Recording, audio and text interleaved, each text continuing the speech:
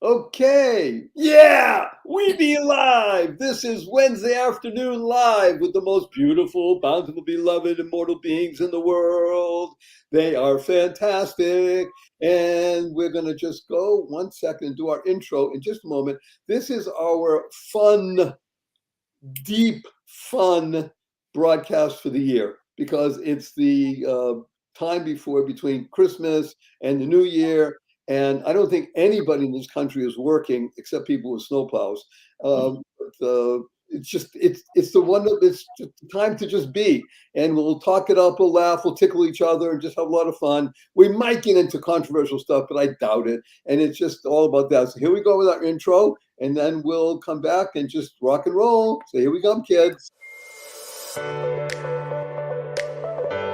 Welcome to Marriage with Joy, which is the most open discussion on the internet about the positive, purposeful, powerful, pleasant aspects of living in harmony with matrimony. Marriage with Joy unabashedly discusses the most interesting questions raised by listeners. Our informed and informative panel addresses issues with thought, wit, and aplomb, voted best of the web 2 years running.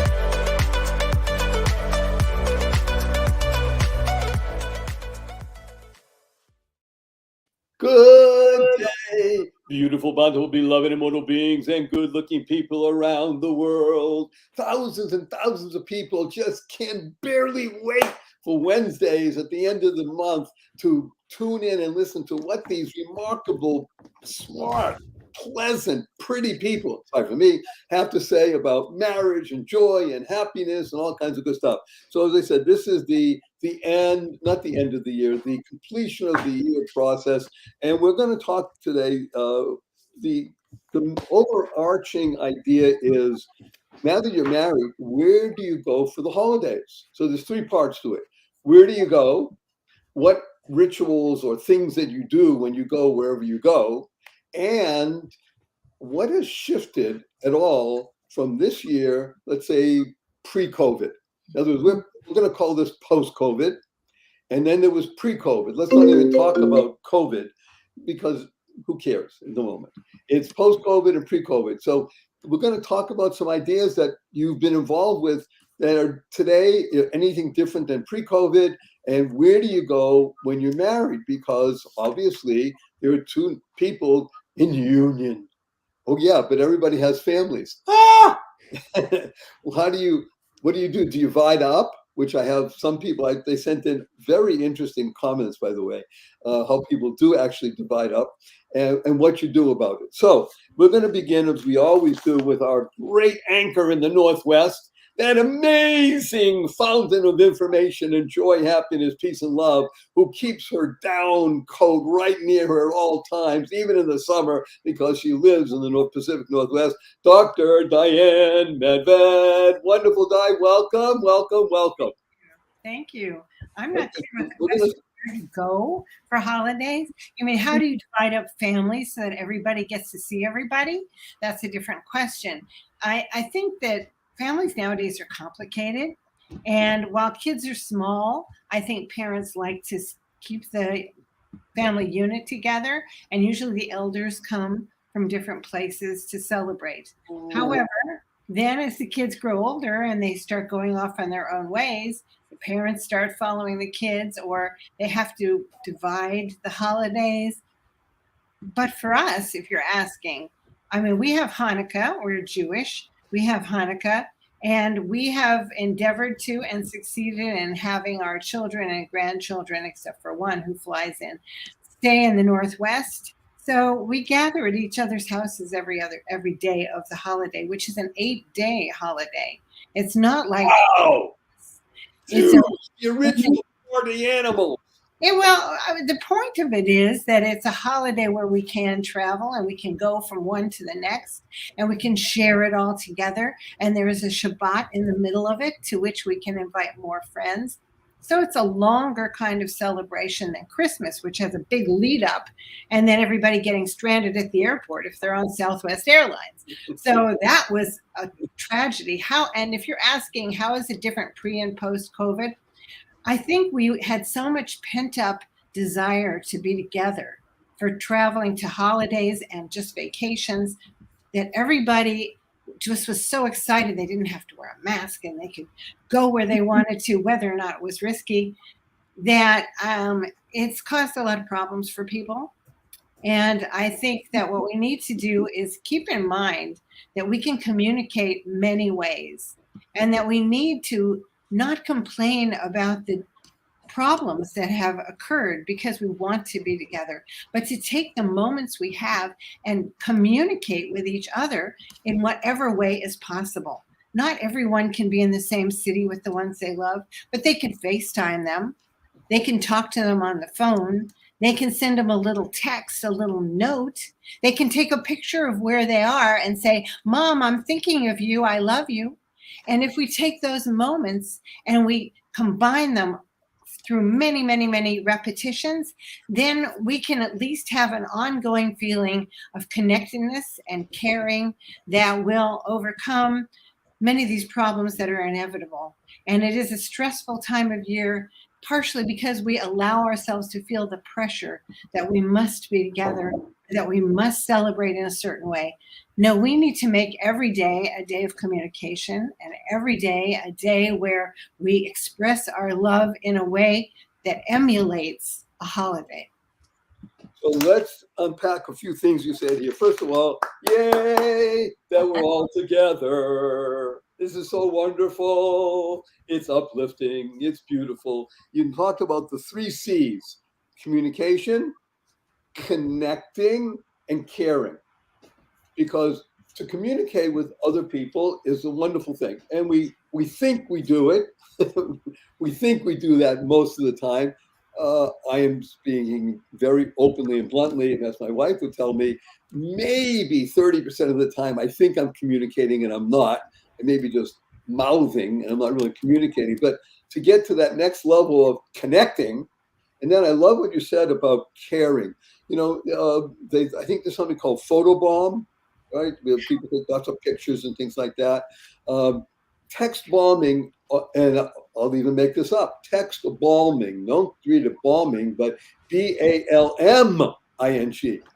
Pretty cool. Text bombing is the ability to sometimes even overwhelm some of the relatives that either couldn't, can't, because of whatever situation, distance or physical issues, to tell them, we love you. And ad infinitum sometimes.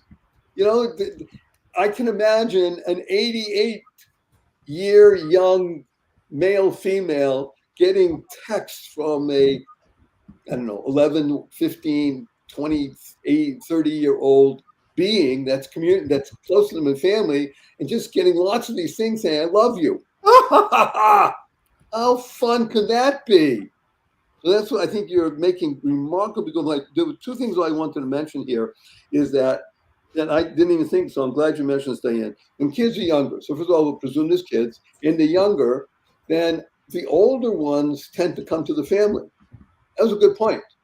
And as people get older, so the kids, let's say, are in their teens, wow, now it's time for them to go out and be with the others. So that 2-way street, what I call to open up the channels of giving and receiving. Oftentimes in this uniquely stress-filled environment, we have the giving channel open, but we don't oftentimes have the receiving channel open. You know, you want to have it flow, so it's moving, and just so that, oh wow, it's raining or it's snowing or the sun is shining, and whatever it is, to make a big deal out of it, because that's a joy-filled life. What a wonderful thing. Thank you, Diane. Thank you so much.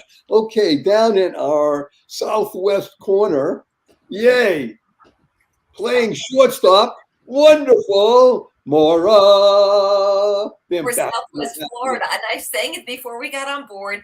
It's been so cold up here. You'd never know. I grew up outside of New York and went to school in Massachusetts. I have been freezing, but we're getting better. Anyway, since this is a lighthearted event, I need Barry, you, and Diane, you will laugh at this. Remember you were talking about Hanukkah, 8 days long. One of my girlfriends in elementary school, Loretta Bloom, She was my Jewish girlfriend. And the first time I remembered, maybe it was in second grade, that Hanukkah was celebrated for 8 days in a row, and they were opening up a present every day. I came home. It was not the only time I said, we're in the wrong religion. I said, we get only one day. I remember thinking, Loretta, you're so lucky. I thought that was so cute. But you know what? How wonderful that we can literally have a season where a season, and that's really what Hanukkah is, where Christmas may fall just on one day, but for people to carry the light and the joy and the love and the heart of the season where they are looking to exchange with others, I think is such a wonderful and beautiful thing. So I just had to make you laugh because as soon as you said 8 days, I was brought back to the first time Loretta Bloom told me every night they'd light the menorah. I was like, we have one tree and we have one night we get gifts. So you too. So that's that. What would I say? This year, post-COVID, we did not, down here in Florida, as you know, sometimes I say it's like another country compared to other parts of the country. We did not have the lockdowns that were in other parts of the nation. So our state, and specifically our part of the state, did not have as many restrictions. You know, we had nice weather, people were outside, people always found ways to get together, even if it meant at Christmas time out at the park. But I found that this year, I personally was actually, what could I say, provoked or unctioned into doing more things to celebrate and literally making it a year to celebrate. Now, sometimes when we lose things and things are not there, we almost appreciate them even more. And I wonder if that happened this holiday season for people because let's say in the past there were people that got tired of the holidays. Oh, we do it this way all the time. And then suddenly COVID hit and people couldn't get together. So there might have actually been during this holiday season a time where people appreciated getting together, appreciated the fact that they had family, appreciated the fact that everybody could get together around the same table. And the other thing I wanted to say, how nice to be able to focus in not so much on what we don't have, but what we do. And you realize every decade, every couple of years, shift and change. I could tell you when I was very young, and I came from an Italian background, also had Irish too, but the families would get together. One family would do like Christmas Eve, the next family Christmas Day, and there were lots of people. And early on in my life, I lost that. And I never forgot the love that I had for being around extended family, multiple generations. And even though both my parents have passed, my in-laws have passed, our daughter lives clear over, as my husband says, because she had moved any further away than we're in the Southeast, she's the Northwest. But we were able to see our daughter and son-in-law a couple of weeks ago. But what I found is that this is the first year, probably since our daughter left, that I felt like I'm going to go out and I'm going to get a wreath for the front door. And I found a beautiful one. I needed to say, we're the people celebrating in the neighborhood because we got other people that celebrate with all the lights. I probably went to 4 different kinds of parties. We went to a party that was with the neighbors. It was wonderful. It brought together people in the neighborhood and other people we didn't meet, one group. I went to another party. It was a dinner party with girlfriends, and it was a special time. Everybody brought food. I went to another party with people that I worked with because I work on special assignments at the elections office. These were all different groups of people, and everybody would bring things together, all different energies, and we all had fun. And for Christmas Day, because we didn't have immediate family, we ended up spending it with old friends who live in this area. We were multi-generations sitting around the same table. And the other thing, now I talk about pulling things up from the past. Does anybody ever remember the term parlor games? Like before people, do you remember? We're going to talk about. I have a whole section on parlor games. I'm just going to say, I found out during this holiday, and usually I'm like not the fun one. I was initiating parlor games. We had 3 generations playing, and we had so much fun. So it was a different holiday season, but it was fun and it was lively, and it was sort of like pulling from the old, doing some things that were new, sharing. I was moved to make my one baking recipe. I make one kind of cookie. one kind, and beautiful boxes, and everybody that I felt I was going to give them out to. It was a small thing, but it was so special. I was as happy to give as they were excited to get. So I would say it was just sharing joy, exchanging, being happy to give, and being happy to share joy with other people. And what a nice way to think about the holiday season. It's one, I love the idea of season. But I will tell you, since I grew up in Cool. Boston area, when I was growing up, at least, people, even though most of my friends are Jewish, but significant number weren't, it was the 12 days of Christmas. It wasn't one day. Song. We had It's just a song. just a Song. We had presents for It wasn't just a song. It was, especially amongst, we had Italians that lived in our building. We had 3 stories house, and a very large Italian family upstairs, 28 people when they got together on a regular basis. Yes, and that happened almost every month. But it was because 12 days of Christmas, and they got presents every day. They do. But- Well, we got chipped. Sorry. Okay, well, and of course, hey, we're Jews, we give, lots of stuff. The other point I just want to ask you, actually, when we come back the next round, I'm going to ask you, you mentioned many times that there's a large Greek population not far from you. And I wonder if there's anything special to happen. But don't talk about it now, because the Greek Orthodox Church is different than the traditional Roman. Christian church. Then there's the Russian Orthodox Church and all kinds of other. Okay, wonderful, Lori. Tell us some things that happen in your married life and friends that are, let's say, special for the season. Do people go someplace? Do you bring people in? What happens? And you began, by the way, this whole season. Lori began it with her thanks party. Remember the thanks party? Thank you. Thank you party. So let's begin with your thank you party, which was, I think, a week before Thanksgiving even. So the season, you're into it for about 5-6 weeks. Yeah, and listen, I'd have been Jewish if I knew I was going to get presents for 8 days. I mean, that's like a bonus. And this 12 days of Christmas crap, it's just a partridge and a pear tree. There's not a lot of there's not a little legitimate gifts that come out every day. Maybe a long time ago, but nobody did that in my childhood. I never saw it around the Catholics in my life, but would have been cool. I would have taken 8 as a Jew, but that's another story. So the thank you party is always a great way to start off the holidays, because you see everybody. And for us, I know, when we ever have that thank you party, it's all of a sudden people go, oh, we remember her.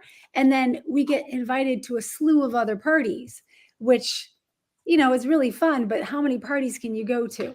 So, we kind of tend to, since we don't have a lot of relatives in town, my husband's from Philly, I'm from Chicago. That's where all our people are.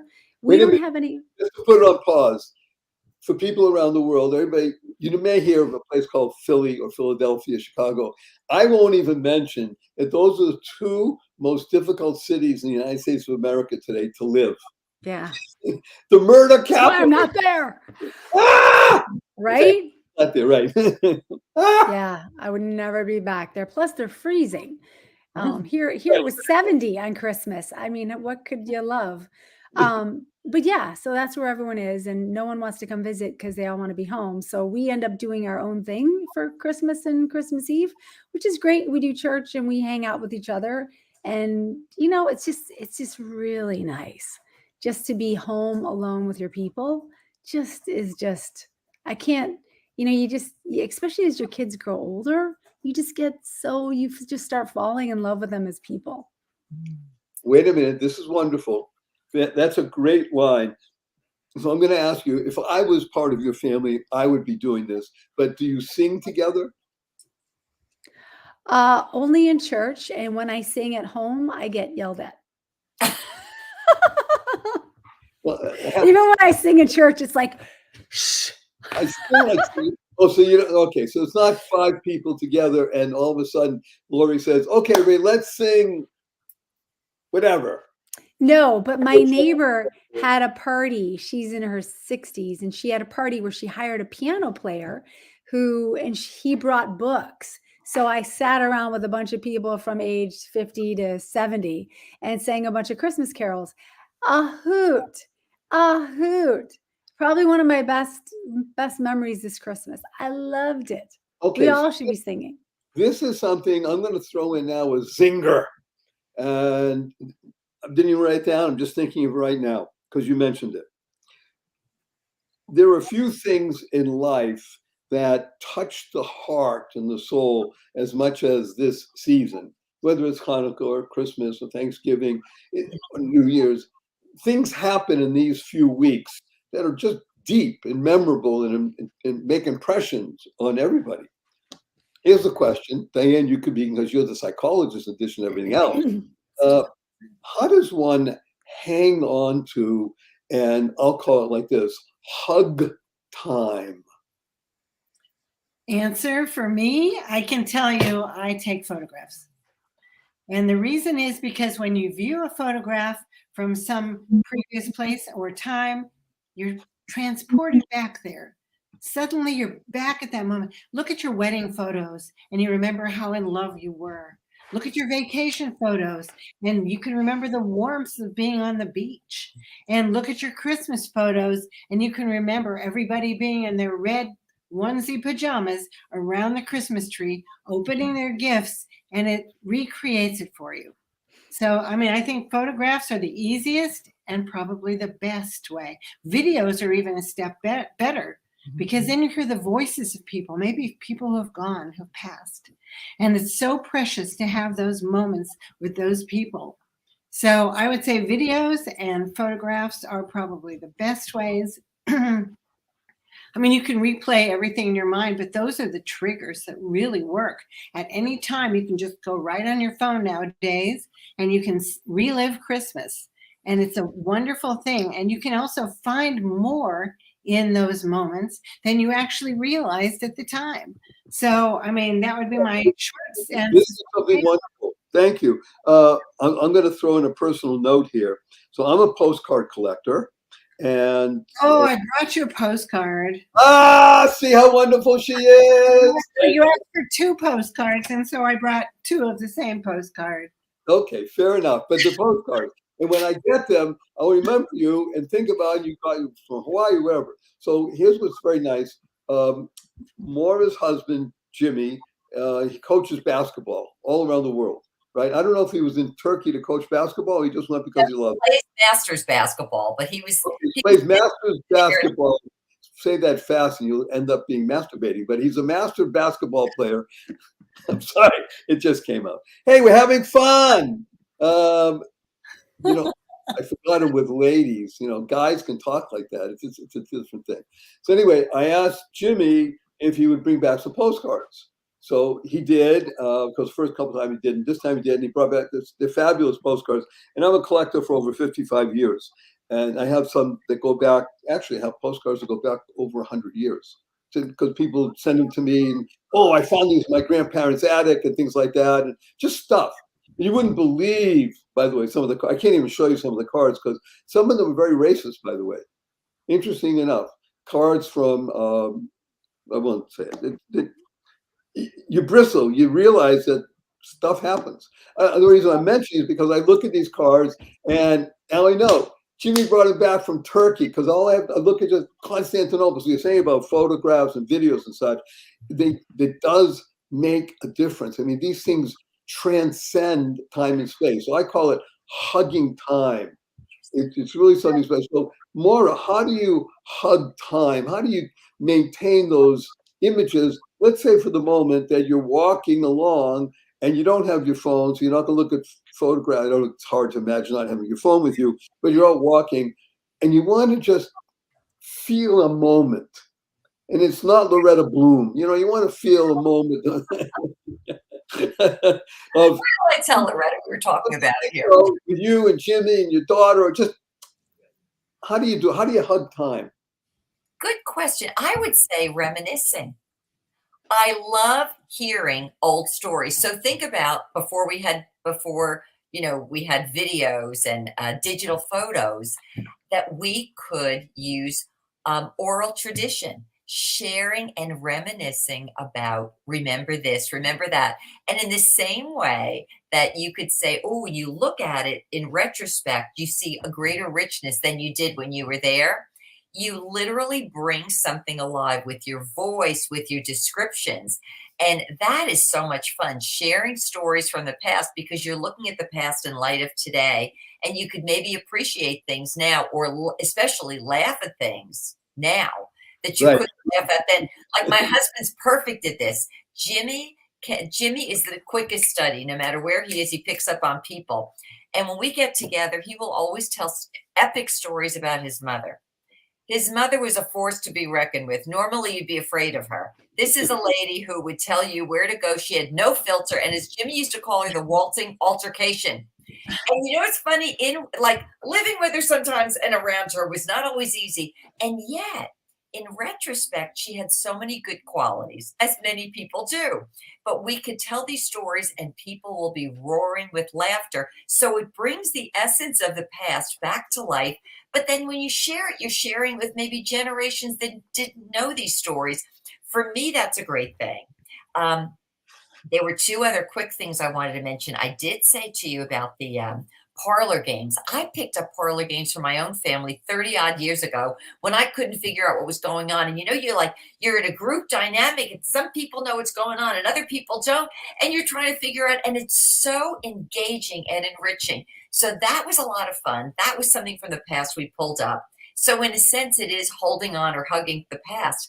The other thing, when you mentioned music, singing, it didn't happen here, but was it last year in California? Maybe in other places, people were not allowed to get together to celebrate. Whether it was, they just could not get together in religious circles.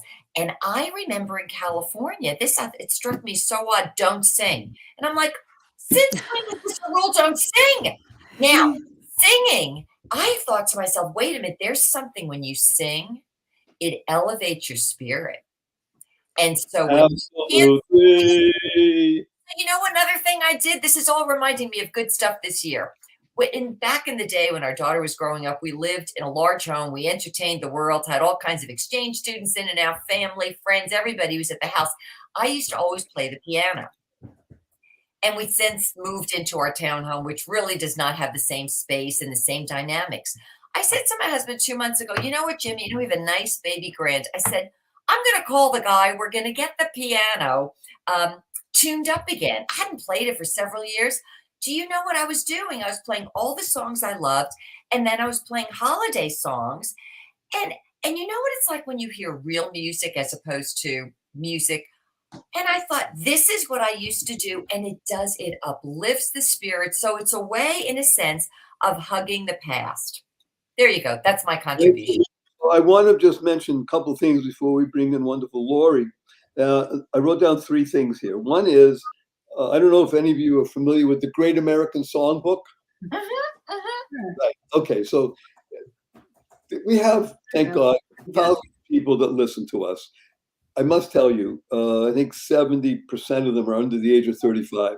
So they have no idea what I'm talking about.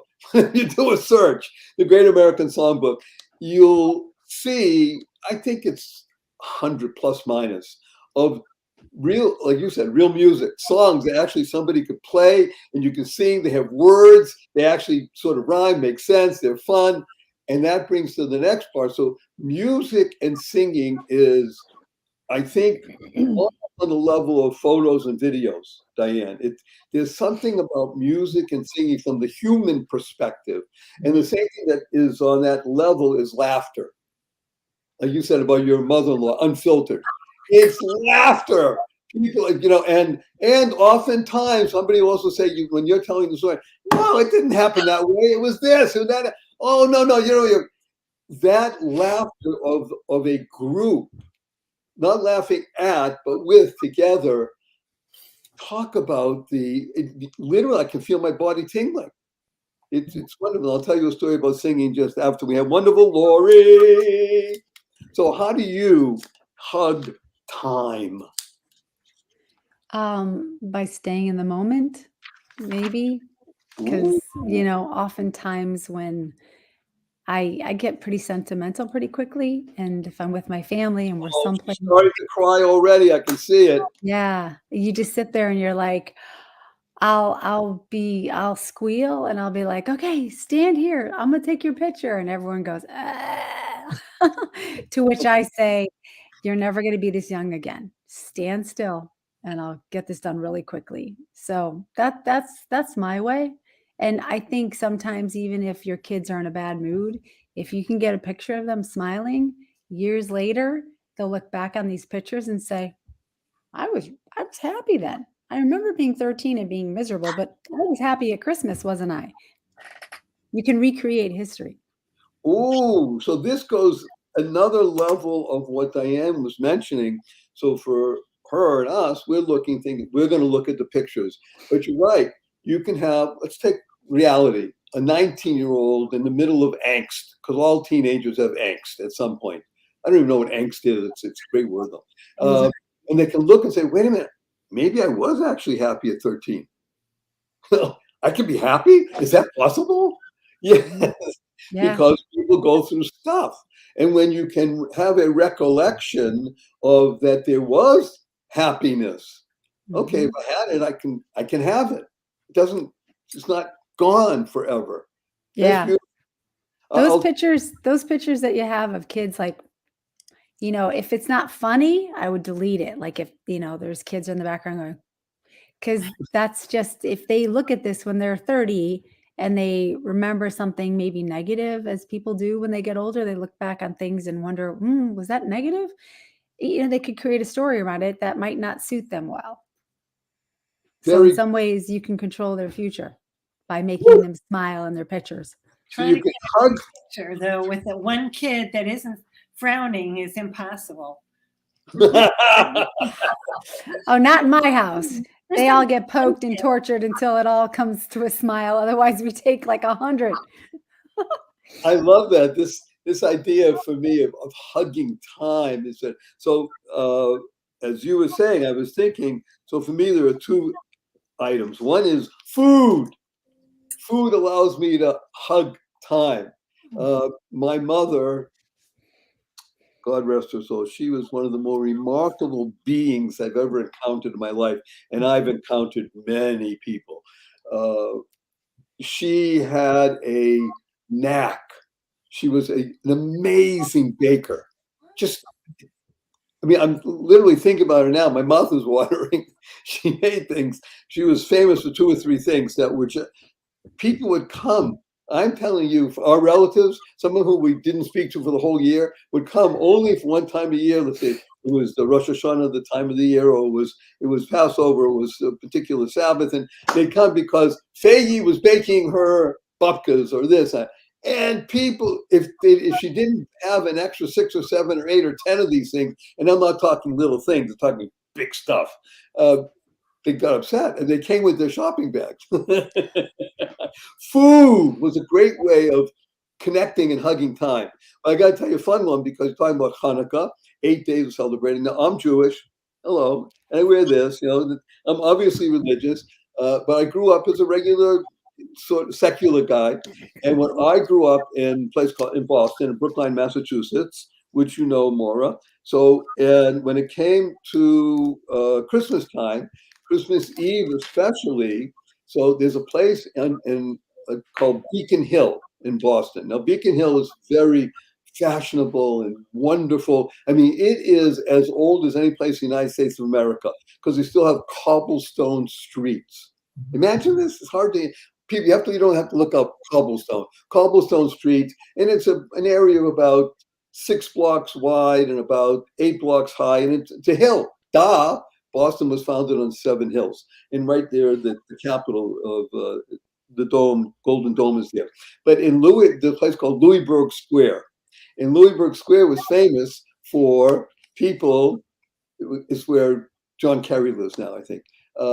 We gather there sometimes 80, 90, making a hold 120 people or so, and we sang Christmas carols. Mostly Jewish kids singing Christmas carols in Louisburg Square at the ages, 14, 15, 16, holding candles and singing. in harmony. I mean, it sounded like it was harmony. I don't know if it was, but people singing in just great voices, uplifting, and the words are fun. Who cares religion? That doesn't matter. It was a time and a space. So that's why I'm saying singing in an atmosphere of with other people, whether they're your family or not, they become, music unites. I mean, let's be blunt, especially during this season. So one of the other things I'm going to mention, and I'm going to ask you to speak on this, kids. So in terms of parlor games, so again, I'm from Boston, so they're called parlor games, not parlor. Right. You call them parlor games. You can also spell it Parler, parlor, to speak. Okay. But the parlor games that we played mostly were charades.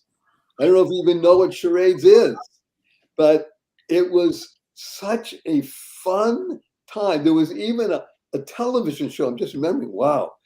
I can't even tell you one of the people. The guy's name was Stubby K. Why do I tell you that? Because you can't do these things today. Stubby K was a relatively short fellow. That's why his name was Stubby, right? You couldn't do that today. But he was a comedian. It was fun. So there was a whole television show about charades. But that was something that we did as families, whether we had only 7 people or we had 20 people. And it was so fascinating because you had to communicate, like going back to our first go around here, Diane, you had to communicate, connect, and care, and 2 syllables. You couldn't speak. And it was a famous book or a movie or whatever it was. But to be able to communicate and watch other people having fun on themselves, and oftentimes people got it right. It was too much fun. So parlor games were just absolutely fabulous. We even played board games, but I'm mentioning. So that was the idea of hugging time, because I think that this issue that we're dealing with now is so much fun. I'm actually hesitant to bring something up at the moment. So I'm going to be so hesitant, I'm not even going to bring it up. Forget it. It was an issue that we'll have to deal with next year because it's not as fun as what we're talking about. So let's deal with one other piece here and just our remaining time. I want to do something on a personal level, which is to tell each one of you, Diane, Maura, Lori, how much I appreciate the time, the energy, the enthusiasm that you've brought here. And I don't just speak for me, even though I'm speaking for me and I'm crying right now, and because this is very emotional, but you touch so many people. I mean, think about that.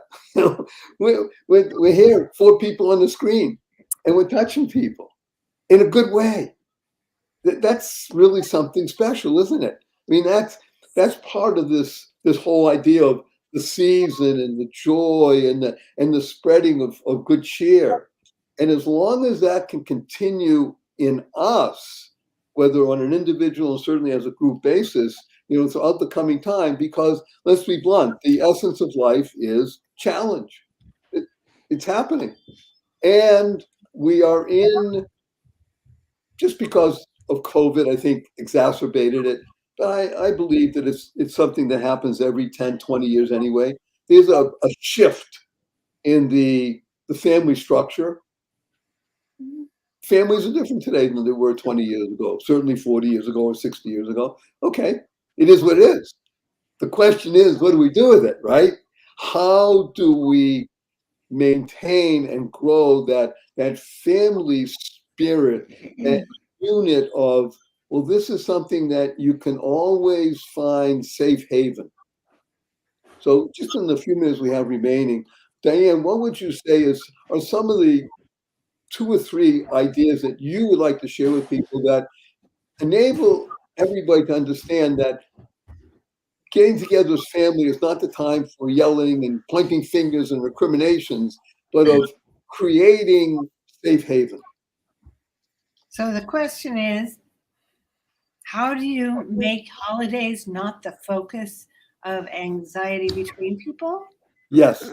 I'm not clear completely on what you want to know. One of the reasons I'll say it, because I saw an article just 2 days ago, and I don't like these catchy headlines, but you have to look because it was intriguing, right? And it said, studies show that families can't be together for more than 4 hours without getting into arguments. Really?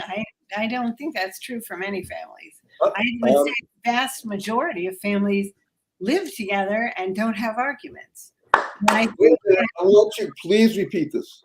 the vast majority of families live together without arguments.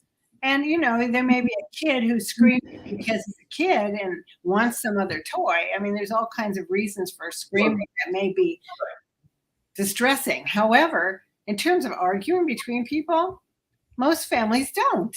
I mean, I think it's one of the problems with our social media is that they teach us expectations that may be unrealistic and wrong. And I think when you read that newspaper article that you mentioned, Barry, about families can't be together more than 4 hours without screaming, it puts in someone's mind, oh, gee, it's 3.5. We better start screaming here, or it's going to happen any minute now. Right.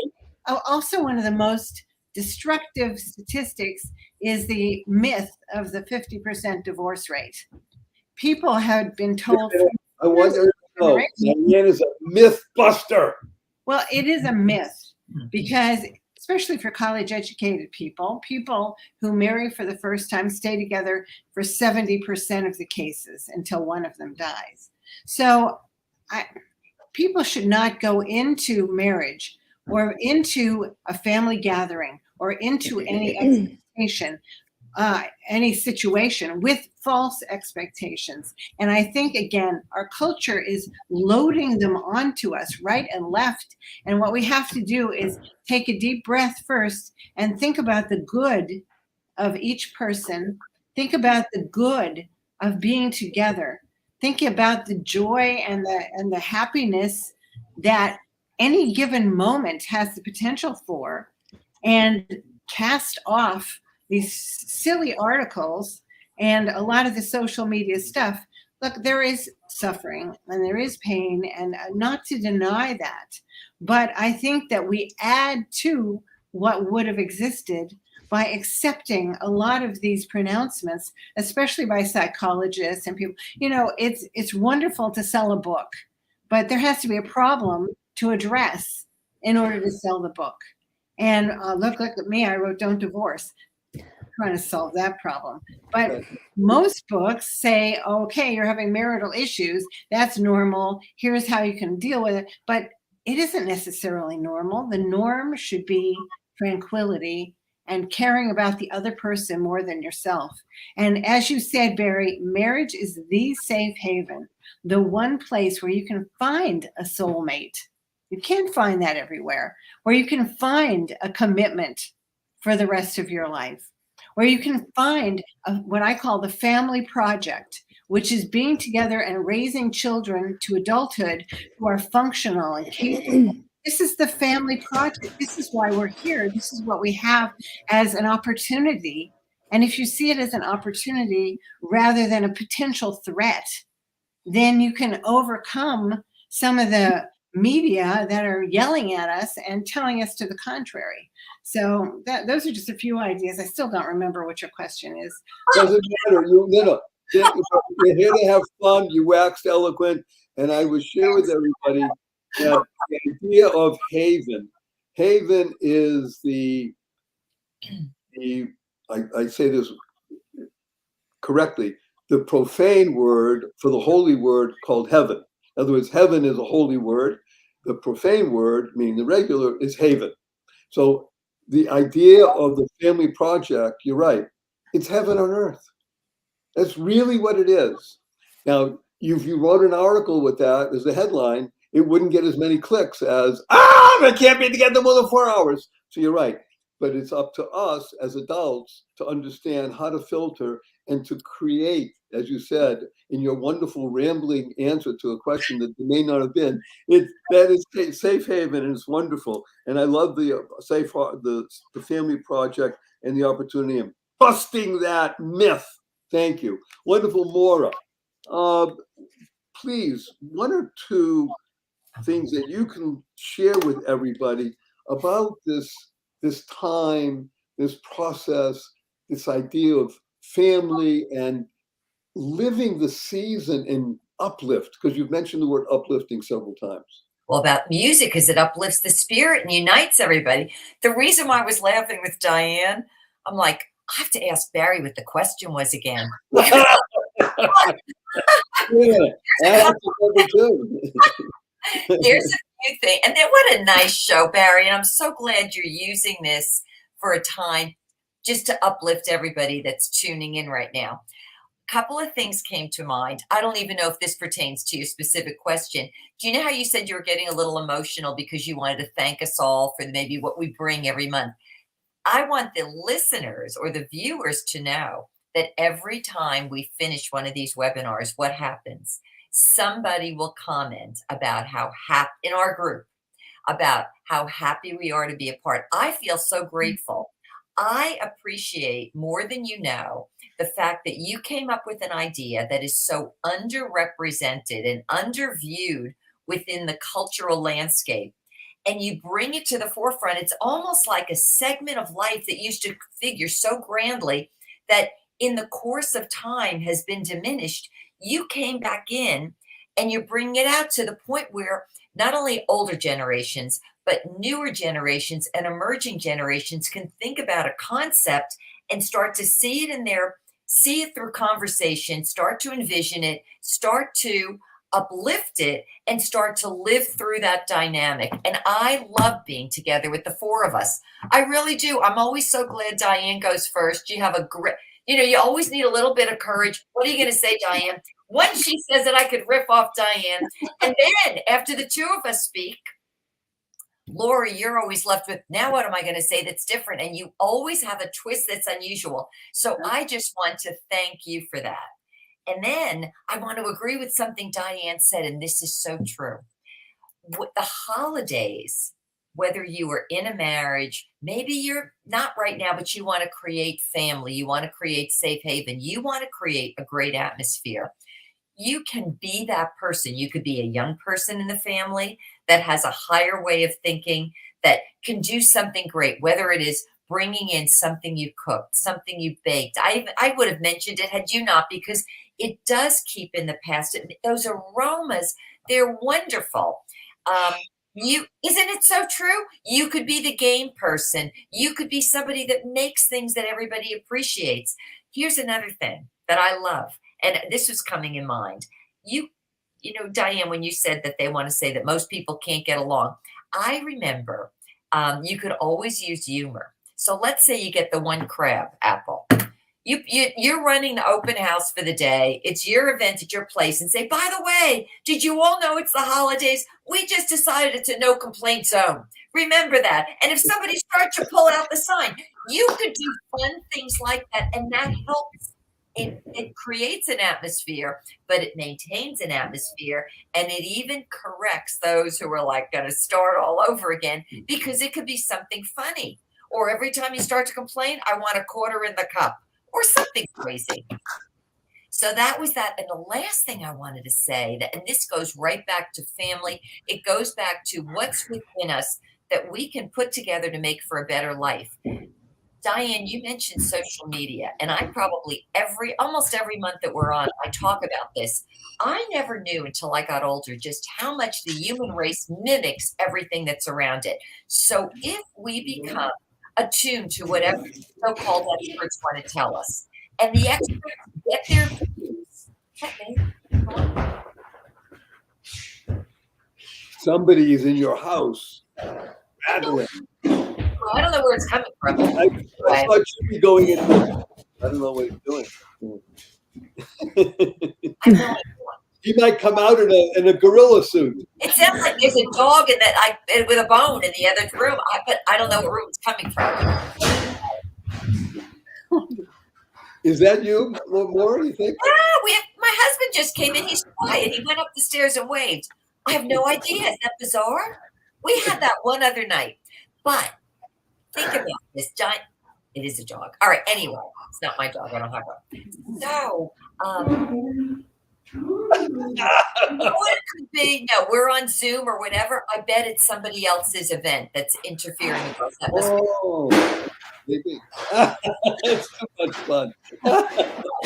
Anyway, we do not have to pick up those vibes and bring them into our house during the holiday. We can set up a new dynamic. We can be the dynamic. We can create that environment, invite others in. And you know what happens? That dynamic grows because people, just like when you get together to sing, play music together or to laugh together, you lift up everybody's spirits. And now what you've essentially created a new reality. This is bizarre. This is like being in the middle of the Twilight Zone. We'll tell them it's not us. It's not us. Okay, wonderful, Lori. Oh, what was the question? Sorry, I got so confused. Two points that you would like to bring out about the holiday season. And for you, again, I want to make everybody aware, Lori initiated something a number of years ago. I don't know if it was 3, 5, 10, it doesn't matter. Something called Thank You Day, which is about a week or so before Thanksgiving, where people come to the house and bring thank you presents for each other. That's all. Just come and meet new people. Lori and I have a mutual friend named Esty, who we do something together on a webinar. And Esty lives in Los Angeles, and she drove down to Lori's house in Manhattan Beach. They hadn't met before in person. I mean, they met on Zoom, but they hadn't met in person.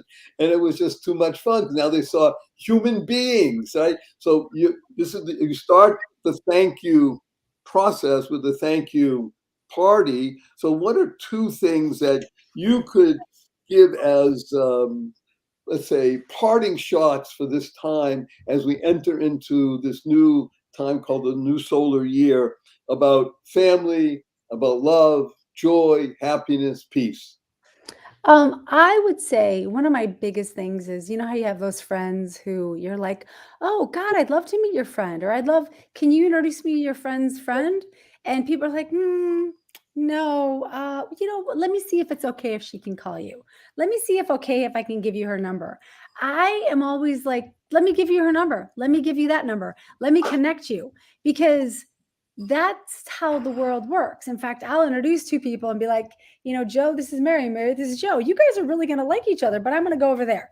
Because if they know each other through you, obviously they're really good people. And I love bringing friends together.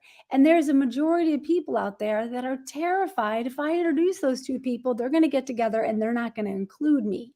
But if you mindset it ahead of time and say, of course they're going to include you, because the reference between them is you. Your world gets bigger. The more people you can bring together, the bigger your world gets. And that's what my thank you party is about. Everyone who shows up at that party is amazing, and they get to meet other amazing people. The funny thing about Esty is, though, I had no idea she was like 6'4", and I'm 5'2". So both of us are like, what? We had no idea. You only see us each other on Zoom. But the point is, yes, I didn't know either. What do I know? When we're looking at people, it's you're right, the human element. But it's so interesting what you just said, because what you described, I say it like this, is sort of the schoolyard kids. Oh, if you meet this one and this one, you'll exclude me. That's kids thinking. But it happens. We're adults. And I want to go back to how you led off, wonderful Diane, with the 3 C's of communication, connecting, and caring. And by the way, what if two friends got together and then they did exclude? So you just still increase the world. In other words, it is about connecting in joy and happiness, peace and love. Because if you do that, it's going to be of benefit to everyone. It's uplifting. It's like singing. It's like baking in the house. We all know the famous story. If you're going to sell a house, what do the realtors used to tell you to do? Put bread in the oven and bake it, because just that smell of, oh, this must be a real place, a home, not just a townhouse or a physical structure. The human element can never go away. Right now, we're on the cusp of, God willing, probably talk about next year, of AI is becoming more and more artificial intelligence. Okay, it's an interesting, almost an oxymoron, and yet there's a whole new process that's happening that kids, especially, I mean, I'm talking about 11-year-olds, they know how to do things that if you sat me down and gave me a class of 6 hours, I might be able to understand what I think I could do. But for kids, it's intuitive. And that, I think, is one of the most important aspects of this season, is to find the kid. Like you said, Lori, take a picture of it. I was really happy one time, even if they don't articulate it. They're thinking it. They can see it. They saw the videos, right, Diane? Hey, we were together. Okay, because everybody goes through stuff. It's life. It's wonderful. It's joyful and triumphant. Oh, come ye, and sing the song of love. I'm hesitant to tell you that our time in this particular segment is coming to a close. And again, a true thank you to each one of us for participating and sharing. And look at those smiles. I mean, you can't buy this kind of stuff. It's coming from the inside. These are soulful smiles. And I'm transported. I saw back to Louisburg Square, Jewish kids singing Christmas carols and going home and lighting Hanukkah candles and singing and getting those 8 days of presents. And yes, making all those other people jealous. But hey, they had a partridge in a pear tree, so hey, enjoy it. I've never seen a partridge in a pear tree, but somebody sent me, by the way, just on this happy note, a fellow who was a famous novelist. He also happens to be a cartoonist. So he made a picture of a partridge in a pear tree, and below he said, and get your Acme partridge in the pear tree glue. So that the partridge would just stay in the pear tree.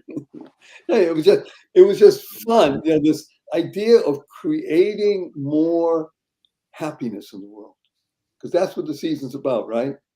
Creating more happiness. Whatever your beliefs are, get out of them. Go into happiness. Upgrade yourself. Be happier, healthier, wealthier. It's the best way to live. So as we do every time, we do a group hug. And remember what HUG stands for? Heartfelt, unlimited giving. Heartfelt, unlimited giving on the count of 3. 1, 2, 3.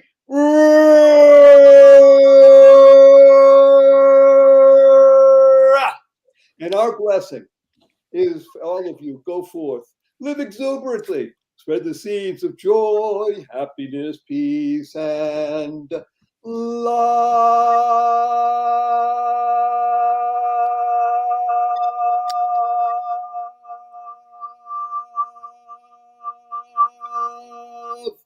Oh man, difference. Thank you.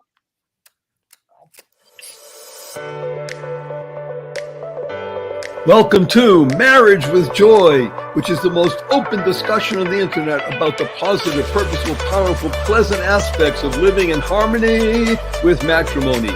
Marriage with Joy unabashedly discusses the most interesting questions raised by listeners. Our informed and informative panel addresses issues with thought, wit, and aplomb. Voted best of the web 2 years running.